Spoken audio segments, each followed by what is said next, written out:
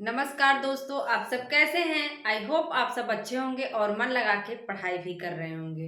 दोस्तों, काव्य शास्त्र जो हिंदी विद्यार्थियों के लिए बहुत ही कठिन लगता है और यहाँ पे कठिन इसलिए लगता है क्योंकि यहाँ पे संस्कृत शब्दावली ज़्यादा देखने को मिलती है। कुछ ऐसे शब्द होते हैं जिनका अर्थ हमें नहीं पता होता है, इसीलिए हमें कठिन लगता है। तो काव्य शास्त्र की सीरीज हमने शुरू करी है। काव्य शास्त्र हम पढ़ रहे हैं और यहाँ पर बहुत ही बेहतरीन तरीके से मैं याद करवाने की कोशिश करती हूँ। सबसे बड़ी बात होती है दोस्तों याद करना। पढ़ने को तो हम बहुत सारी चीजें पढ़ लेते हैं, लेकिन याद करने में बहुत दिक्कत आती है। उसी को हम रिलेट करके चीजों को ट्रिक बना के याद करते हैं ताकि एग्जाम में मदद हो सके।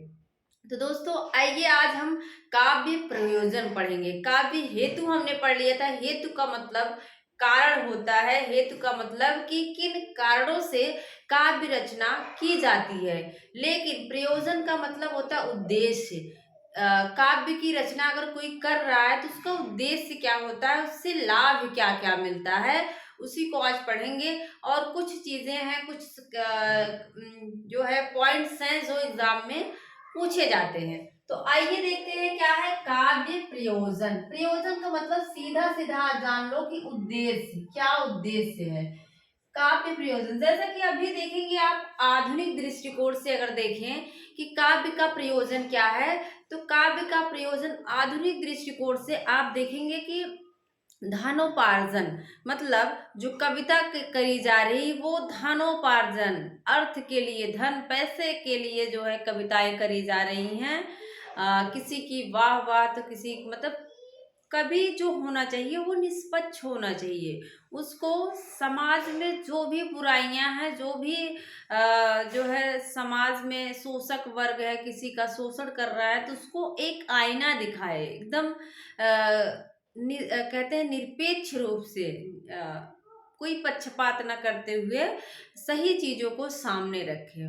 तो अर्थ एक महत्वपूर्ण पहलू है जो कि अभी के आप देखेंगे, अभी के दौर में कविता का प्रमुख प्रयोजन कह सकते हैं। तो काव्य प्रयोजन सबसे पहले आप जानते हैं नाट्य शास्त्र के जो रचयिता हैं भरत मुनि हैं, वो काव्य के प्रयोजन उन्होंने काव्य के बारे में तो बात नहीं करी, लेकिन वो नाट्य के बारे में कहते हैं कि नाटक में क्या क्या चीजें होनी चाहिए। तो उससे भी हम जो है प्रयोजन के अंतर्गत ही रखेंगे, क्योंकि उन्होंने नाट्य शास्त्र लिखा है। तो नाट्य मतलब उन्होंने नाटक में क्या क्या प्रयोजन होना चाहिए वो चीजें बताए हैं।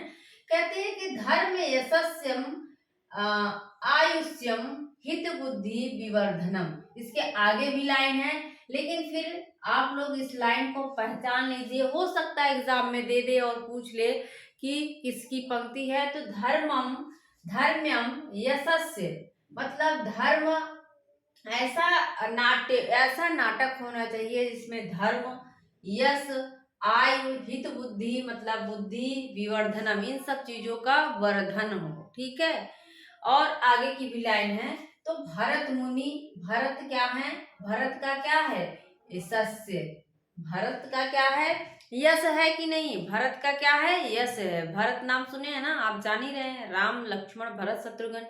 तो भरत क्या है यश, और हित बुद्धि, उनके पास हित बुद्धि थी, हित दूसरों का हित करने वाले थे। और आप जानते ही हैं कि राम जब चले जाते हैं वनवास, तो वो उस राजगद्दी पे बैठते ही नहीं, चाहते तो एकदम आराम से रहते, लेकिन उस राजगद्दी पे नहीं बैठते। हित बुद्धि क्या है उनके पास, हित बुद्धि, लोगों के हित के बारे में सोचते हैं। आचार्य भामा, भामा का पूछ सकता है। भामा धर्मार्थ काम मोक्षेषु वैचक्षण्यम कला सुचा करोति, और इन्होंने कीर्ति कीर्ति भी इसमें जोड़ा है। तो कीर्ति कीर्ति आप कई जगह देखेंगे, वामन के यहाँ भी कीर्ति कीर्ति आपको मिलेगी। क्या है यहाँ पे कीर्ति और कीर्ति, कीर्ति तो कीर्ति प्रीति, तो ये शब्द देखने को मिलेंगे। तो याद रख लीजिए कि भामा भी कीर्ति प्रीति माने हैं और वामन भी मानते हैं। तो याद रख लीजिए धर्म, अर्थ, काम, मोक्ष। कहने का मतलब है, भामा का कहना है कि काव्य प्रयोजन कविता का उद्देश्य क्या होना चाहिए? धर्म, अर्थ और काम, मोक्ष की प्राप्ति होना चाहिए, ठीक है। और कीर्ति कीर्ति भी काव्य का उद्देश्य होना चाहिए। इसके बाद वामन का क्या कहते हैं? वामन का पूछा गया है तो इसको आप मोस्ट इंपॉर्टेंट लगा लीजिए। वामन कहते हैं काव्यम सादृष्ट आदृष्टार्थ, काव्यम सादृष्ट आदृष्टार्थ प्रीति प्रीति कृति हित्वार्थ। क्या है? प्रीति कृति कीर्ति हित्वार्थ, ठीक है। तो प्रीति कीर्ति को आप ध्यान में रखिए। और दृष्टार्थ, दृष्ट और अदृष्ट, कहने का मतलब है, कहना चाहते हैं कि काव्य जो है वो दृष्ट जो दिखाई देता है, अदृष्ट जो नहीं दिखाई देता है, वो वैसा होना चाहिए। उससे क्या होता है? लाभ मिलता है, कीर्ति भी बढ़ती है और प्रीति भी बढ़ती है। तो काव्य दृष्ट, अब देखो मन, मन कहते हैं कि मन जो है वो तीसरी आंख होती है। कहते हैं कि हमने मन की आंखों से देखा है उसको। कैसे? मन की आंखों से देखा है। तो मन की आंखों से दृष्ट क्या करते हैं लोग? दृष्ट, दृष्ट मतलब आंख ही समझ लो, आंख है तो दृष्ट, मन की आंखों से क्या करते हैं? दृष्ट करते हैं, देखते हैं, दृष्टार्थ, ठीक है। मन, वामन मन, और मन की आंखों से क्या करते हैं? दृष्ट करते हैं, दृष्टार्थ। हमने तो ऐसे रिलेट करके याद किया था। मन क्या है? दृष्टि है, समझ लो। मन क्या है? दृष्टि है। तो दृष्टि वाली परिभाषा किसकी हो जाएगी? दृष्टार्थ वाली वामन की। कुंतक कहते हैं चतुर्वर्ग फल फलास्वाद, मतलब चतुर्वर्ग में वही आते हैं धर्म अर्थ काम मोक्ष। तो इन्होंने धर्म अर्थ काम मोक्ष ना कह के कह दिया कि चतुर्वर्ग फलास्वाद माप्यातिक्रम तद्विदाम, ठीक है। आप लोग सिर्फ चतुर्वर्ग पे ध्यान दीजिए कि जो कुंतक हैं वो क्या करते हैं? चतुर्वर्ग फलास्वाद कहते हैं। देखो जो फल है अगर रख दो, चूहे उसको क्या करते हैं? कुतर देते हैं। चूहे क्या करते हैं? उसको कुतर देते हैं। तो वही हमने रिलेट कर दिया। अगर फल वाली, फल स्वाद की बात हो तो क्या कर देते हैं? कुतर मतलब कुंतक, कुतर मतलब कुंतक।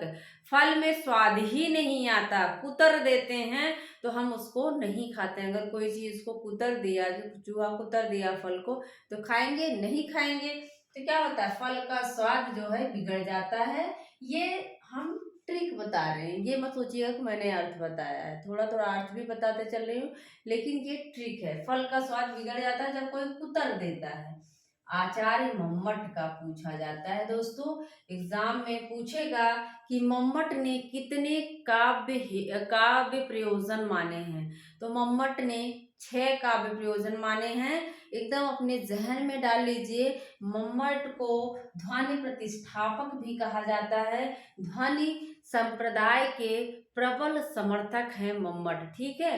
आनंदवर्धन तो है ही, लेकिन मम्मट जो हैं ध्वनि संप्रदाय के प्रतिष्ठापक माने जा, ध्वनि संप्रदाय के याद नहीं आ रहा है कोई शब्द है, परमाचार्य करके ऐसे है। तो ध्वनि के समर्थक कौन है? मम्मट है। तो मम्मट का कहना है कि कैसा होना चाहिए काव्य का उद्देश्य? काव्य की रचना से क्या होता है? काव्यम यश से अर्थ कृते व्यवहार विदे शिवेतर छतये सद्या परिनिर्वृत्त है कांता सम्मित उपदेश युजे। कहने का मतलब क्या है? इनका कहना है कि काव्य से यश मिलता है, अर्थ मतलब धन मिलता है, और व्यवहार विदे लोक व्यवहार का ज्ञान होता है। क्या होता है? लोक व्यवहार का ज्ञान होता है।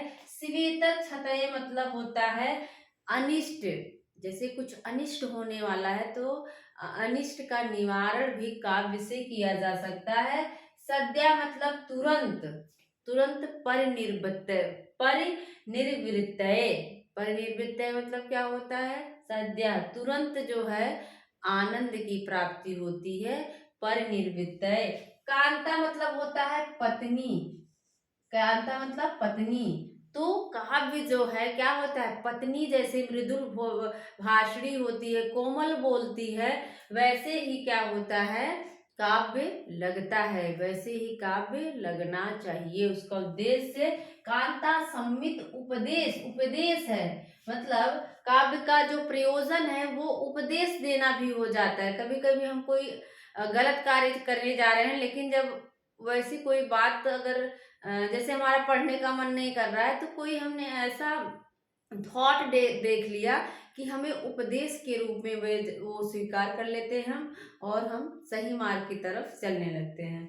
तो कहने का मतलब उपदेश कैसा है, कांता सम्मित, मतलब पत्नी जो उपदेश देती है वैसा उपदेश काव्य का प्रयोजन होना चाहिए। ठीक है, फिर से देख लो, मम्मट ने क्या कहा, काव्य से क्या होता है, यश बढ़ता है। यश देखो, जैसे तुलसीदास ने रचना करी, जायसी कहते हैं कि मकुया रहे जगत में चीन्हा। तो उनका कहना है कि मुझे क्या है, अपनी रचनाओं के माध्यम से जाना जाए। तो जायसी हो गए, तुलसीदास हो गए, कालिदास, ये सब किसके लिए, यश के लिए, यश के लिए रचनाएं किए हैं। अर्थ के लिए, अर्थ के लिए भी जैसे आप देखेंगे रीतिकाल के कवियों को, वो कैसे थे, दरबारी कवि थे, दरबार में रहते थे और बहुत सारे जो है नक्सिक वर्णन, नायिका भेद, बहुत सारी रचनाएं किया करते थे। तो उनको क्या मिलता था, वहां पे धन मिलता था। बिहारी को ही देख लो, बिहारी को भी बहुत सारा धन मिलता था। व्यवहार भी दे, व्यवहार मतलब लोक व्यवहार का ज्ञान होता है। तुलसीदास की रचनाएं आप देख सकते हैं, लोक व्यवहार। शिवेतर छते, मतलब हमने बताया कि अनिष्ट का निवारण करने के लिए भी कविताएं रची जाती हैं। जैसे आप देखेंगे कि तुलसीदास का जो हनुमान बाहुक है, उनकी भुजाओं में जो दर्द था, उससे मुक्ति के लिए इन्होंने क्या किया, जो है हनुमान बाहुक लिखा था, अनिष्ट का निवारण। ठीक है, सद्या पर निर्वृत्त, मतलब तुरंत आनंद मिलता है। कविता पढ़ के देखो, तुरंत आनंद की प्राप्ति होती है। इसके बाद कांता समित उपदेश हमने बता ही दिया। पत्नी उपदेश कैसा हो, पत्नी जैसे उपदेश देती है वैसे काव्य का प्रयोजन होना चाहिए। अब देखिए देखिए कि हिंदी मम्मट का आप ये लाइन याद ही कर लीजिए, इसमें कोई ट्रिक नहीं बनाना, क्योंकि ये लाइन उनकी बहुत इंपॉर्टेंट है। तो आप इसको याद कर लीजिए, कई बार दोहरा लीजिए। काव्यम यश की यश, काव्यम यश से अर्थ कृत्य व्यवहार विदे शिवेतर छतय सद्या परिनिर्वृत्त कांता समित उपदेशा युजे। बहुत इजी है, आप याद कर सकते हैं। इसके बाद है हिंदी कवियों, मतलब ये तो था संस्कृत के आचार्यों ने कहा, लेकिन अब हिंदी कवियों का क्या कहना है कि काव्य का उद्देश्य क्या होना चाहिए, प्रयोजन क्या होना चाहिए। स्वांता सुखाय, तुलसीदास का कहना है, स्वांता सुखाय तुलसी रघुनाथ गाता। तुलसीदास कहते हैं कि मुझे जो है रघुनाथ की कथा कहने पे बड़ा ही आत्म संतोष मिलता है। स्वांता सुखाय, खुद वो बहुत ही सुखी महसूस करते हैं, खुद संतोष उनको होता है। कीरत भनित भूति बल सोई, तुलसीदास की ही पंक्ति है, कीरत भनित भूति भल सोई सुर सम सम सब कर हित हुई। तो इन्होंने इस तरह से कहा कि ऐसी कीर्ति होनी चाहिए, ऐसी रचना होनी चाहिए जिससे सबका हित हो। ठीक है, इसके बाद मैथिली शरण गुप्त की बहुत ही ज्यादा फेमस पंक्ति है, प्रसिद्ध पंक्ति है, केवल मनोरंजन ना कवि का कर्म होना चाहिए, बल्कि इसमें उचित उपदेश का भी मर्म होना चाहिए। पूछी जाती है। और इन्होंने एक और पंक्ति कहा है, मानते हैं जो कला को कला के अर्थ ही, मानते हैं जो कला को कला के अर्थ ही व्यर्थ नहीं, ऐसे कुछ है आगे की लाइन। तो आप लोग इस दोनों लाइन को याद रखिएगा, मैथिली चरण गुप्त की। इसके बाद आचार्य शुक्ल का आप जानते ही होंगे, कविता का अंतिम लक्ष्य जगत के मार्मिक पक्षों का स्पष्टीकरण, मार्मिक पक्षों का क्या है, लाइन याद नहीं आ रहा है अभी पूरी। कविता का अंतिम लक्ष्य क्या होना चाहिए, जगत के मार्मिक पक्षों का स्पष्टीकरण करके आगे की कुछ है, हृदय का सामंजस्य दिखाना ही क्या है, साहित्य होता है। तो ये क्या है, हजारी प्रसाद द्विवेदी, हजारी प्रसाद द्विवेदी कहते हैं कि मैं साहित्य को मनुष्य की दृष्टि से देखने का पक्षपाती हूँ। कहने का मतलब है कि जो ये हजारी प्रसाद द्विवेदी हैं, उनका कहना है कि मनुष्य की दृष्टि से वो होना चाहिए, ऐसा नहीं कि वो कुछ भी हो, सिर्फ मनोरंजन ही हो, मनुष्य की दृष्टि से हो। ठीक है, डॉक्टर नगेंद्र, एग्जाम में पूछा गया कि इनका क्या कहना है। ये कहते हैं कि कविता के माध्यम से आत्म अभिव्यक्ति होती है। उनका कहना है कि जो कविता है उसको करने से उसका उद्देश्य क्या है, आत्म अभिव्यक्ति होती है। तो हमने याद कर लिया, देखो नगेंद्र वगैरह जो हैं, नगेंद्र को हमने नाग याद करवाया। नाग जब देखो नाचते हैं ना, ऐसे ऐसे ऐसे जब बीन बजती तो क्या करते हैं, अभिव्यक्ति तो करते हैं। क्या करते हैं, आत्म अभिव्यक्ति करते हैं। तो आत्म अभिव्यक्ति अगर पूछता है तो डॉक्टर नगेंद्र हो जाएंगे। नंद दुलारे वाजपेयी, ये कहते हैं आत्म अनुभूति होती है। आत्म अभिव्यक्ति, आत्म अनुभूति कंफ्यूज हो सकते हैं। आत्म अभिव्यक्ति कौन करता है, नाग करते हैं, डांस नाच करके बीन के सामने। और आत्म अनुभूति, देखो जो नंद दुलारे, हमने इसको याद कर लिया, जो दुलारे होते हैं बड़े ना, जिनको काम धाम नहीं करना है, जो दुलारे लोग होते हैं, वो बैठ के बड़ी अनुभूति करते हैं कि मेरे पास गाड़ी होगी, मेरे पास बंगला होगा, एसी वाली कार में घूमेंगे, करना कुछ नहीं, बस वो दुलारे हैं, एकदम से दुलारे हैं, उनको कहीं बाहर नहीं जाना है, ठोकरे नहीं खाना है, बस वो आत्म अनुभूति करते हैं, सोचते रहते हैं, सपनों में खोए रहते हैं। हमने ऐसे रिलेट कर लिया था। आत्म अनुभूति कौन करेगा, दुलारे लोग करेंगे। और अभिव्यक्ति कौन करते हैं, नाग करते हैं, नगेंद्र। और गुलाब राय आत्महित कहते हैं, कहते हैं काव्य का प्रयोजन आत्महित होना चाहिए। ठीक है, तो आत्महित, किसी को आप गुलाब देंगे तो क्या होगा, आपका ही हित होगा। क्या होगा, उसके हिसाब से नहीं आप दे रहे हैं ना, अपने हिसाब से दे रहे हैं कि जो है मैं उससे प्रेम करता हूँ, उससे गुलाब देना है। तो आत्महित गुलाब देकर करते हैं। आत्म अभिव्यक्ति, नाग जो है बीन के सामने नाचते हैं। और अनुभूति कौन करता है, जो दुलारे बड़े होते हैं, घर के दुलारे हैं भैया, उनको सारी चीजें अच्छी चाहिए, काम कुछ नहीं करना है। ठीक है, एकदम बहुत ही ज्यादा काव्य प्रयोजन आसान है, यहाँ से एक दो प्रश्न पूछ लेता है, तो आप सब इसको ध्यान में अपने बैठा लीजिए। भरत मुनि है, धर्म्यम यश यशस्य यशस्यम आयुष्यम कहते हैं, आयु बढ़ती है। और भामा जो है धर्मार्थ, धर्म अर्थ काम मोक्ष काव्य का प्रयोजन मानते हैं, कीर्ति कीर्ति। और वामन जो है वह मन की आंखों से दृष्टि आप करते हो, देखते हो, तो सादृष्ट और अदृष्टार्थ। कुंतक है, कुंतक क्या करते हैं, कुतर देते हैं, फल स्वाद, फल का स्वाद नहीं आता, चतुर्वर्ग फला स्वाद कहते हैं। इसके बाद मम्मट का इम्पोर्टेंट है, काव्यम यश से अर्थ कृते व्यवहार विदेश वेतर छते। तुलसीदास का हमने बता ही दिया, स्वंत सुखा, इसके आगे आप लोग अक्सर देखते होंगे तो यहाँ से दिक्कत नहीं होगी। तो काव्य प्रयोजन भी हमारा हो गया रिवीजन। इसके बाद हम आगे का टॉपिक देखेंगे और उसको भी आप लोगों को रटवा देंगे। तो मेरा पूरा वीडियो देखने के लिए आपका बहुत बहुत धन्यवाद। मिलते हैं अगले वीडियो में। Thank you.